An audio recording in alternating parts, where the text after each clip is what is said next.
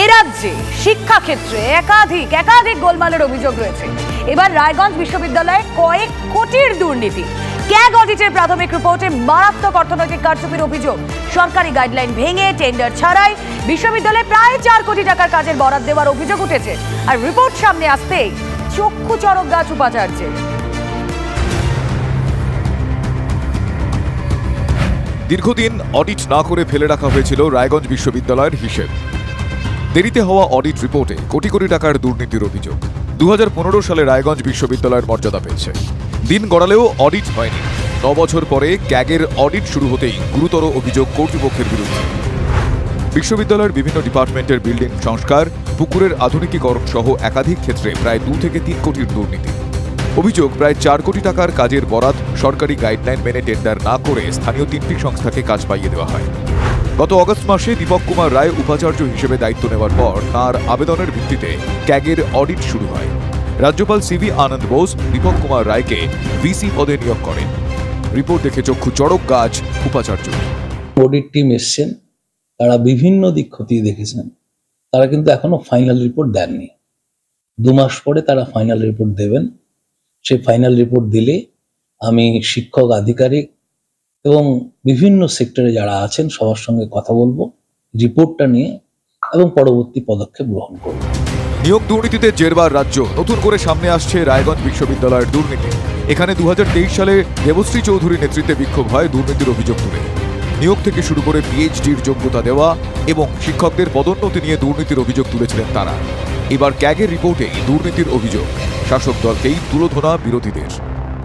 সেই প্রতিষ্ঠার পর থেকে তৎকালীন ভিসি ডক্টর ভুইমালি, তার সময় থেকে যে ধরনের দুর্নীতি রায়গঞ্জ ইউনিভার্সিটিতে বাসা বেঁধেছে, আর সেটা আজকের দিন পর্যন্ত কন্টিনিউস হয়ে চলেছে।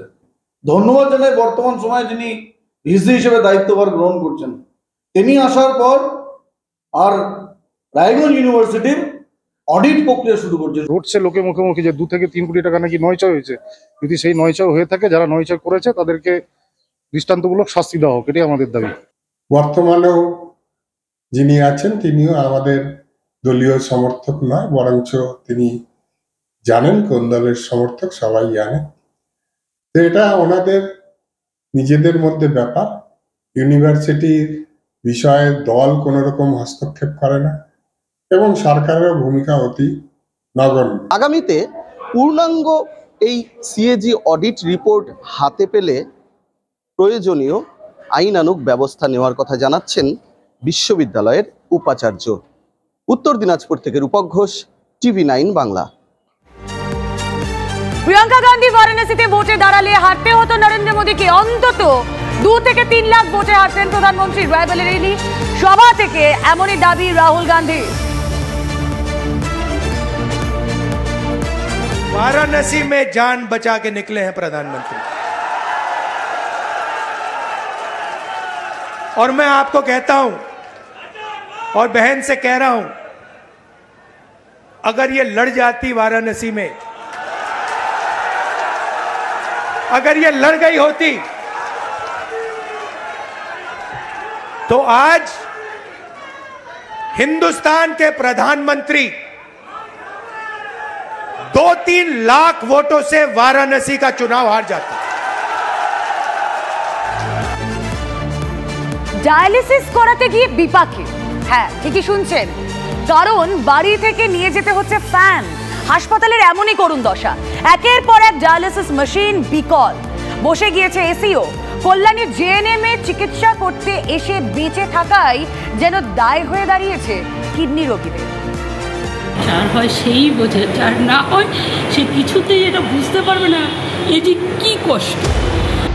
আমাদের যদি নিঃসন্দেহে মেরে ফেলে সব থেকে আমরা খুশি, সেটাই তার থেকে বাড়ির লোকও খুশি হয়, আমরাও খুশি হই। এই সপ্তাহে 3টা দিন ডায়ালিসিস নিতে আমাদের জীবন বেরিয়ে যায়। রাজ্যের স্বাস্থ্য পরিষেবার নগ্ন অবস্থা। কল্যাণী জওহরলাল নেহরু মেডিকেলে ডায়ালিসিসের হাল বেহাল। দীর্ঘদিন ধরে লাগাতার অভিযোগ উঠলেও হাসপাতালের ডায়ালিসিস বিভাগের হাল হকিকত বদলানোর কোনো নামগন্ধ নেই। 3 দিন পর পর বহু কিডনি রোগীর হাসপাতালে গিয়ে ডায়ালিসিস করাতে হচ্ছে। দূর দূরান্ত থেকে বহু টাকা গাড়ি ভাড়া দিয়ে হাসপাতালে পরিষেবা নিতে আসছে, অথচ পরিষেবার নামে নেই রাজ্যের বাসিন্দা। ডায়ালিসিস বিভাগে 10টি ডায়ালিসিস মেশিন আছে।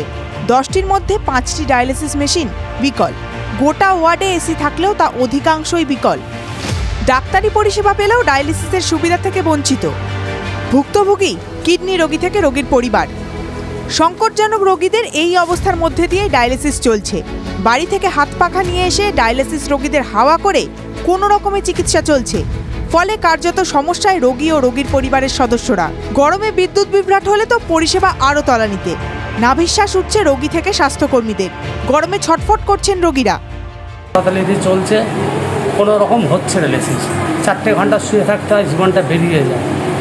ডায়ালিসিস না হওয়ার মতনই এখন নিতে হয় বাধ্য। গরিব মানুষ আমরা কোথায় যাব? এখানে আমাদের ডায়ালিসিস সরকারি হাসপাতালে এই অবস্থা, পরিষেবাই আমাদের আছে। হাসপাতালের হাল বেহাল, অথচ সুপারের দাবি। কিছু এসির ক্ষেত্রে প্রবলেম হয়েছে, সেটা হচ্ছে সারাক্ষণ চলে। গরমকালে যেটা হচ্ছে এসি নর্মাল চললো, এখন মাঝখানে কদিন এত হিউমিডিটি আর গরম ছিল যে সেই অর্থে এসি চললেও সেই অর্থে ঠান্ডা হওয়াটার ব্যাপারে একটুখানি প্রবলেম হচ্ছে।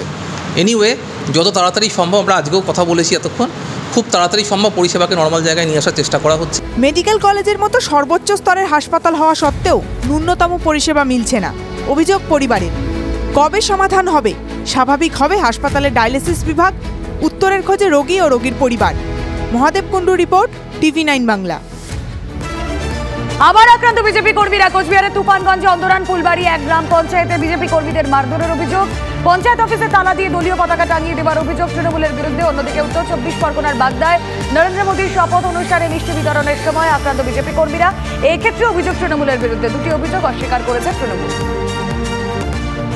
অত্যন্ত গুরুত্বপূর্ণ একটি খবর। এবার এক রিপোর্টেই প্রথম থেকে অষ্টম শ্রেণীর মার্কশিট, প্রথম থেকে অষ্টম শ্রেণী পর্যন্ত রিপোর্ট কার্ড তৈরির নির্দেশ পর্ষদকে। রিপোর্ট কার্ডে প্রথম শ্রেণী থেকে অষ্টম শ্রেণী পর্যন্ত কোন ক্লাসে কে কত পেয়েছে তার উল্লেখ থাকবে।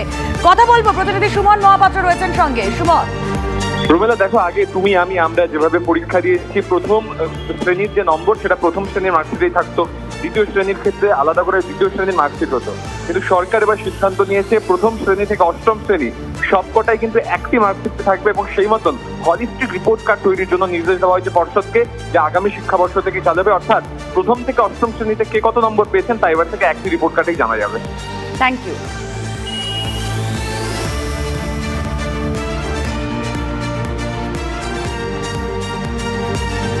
এবার একটু আবহাওয়ার আপডেট দিই। পুরুলিয়ায় তীব্র তাপপ্রবাহ, সর্বোচ্চ তাপমাত্রা 44.3 ডিগ্রি। আজ আলিপুরে সর্বোচ্চ তাপমাত্রা 36.6 ডিগ্রি। অন্তত শুক্রবার পর্যন্ত তাপপ্রবাহের সতর্কতা। সপ্তাহের শেষে বৃষ্টির সম্ভাবনা বাড়বে। শনি রবি থেকে গরম কিছুটা কমতে পারে।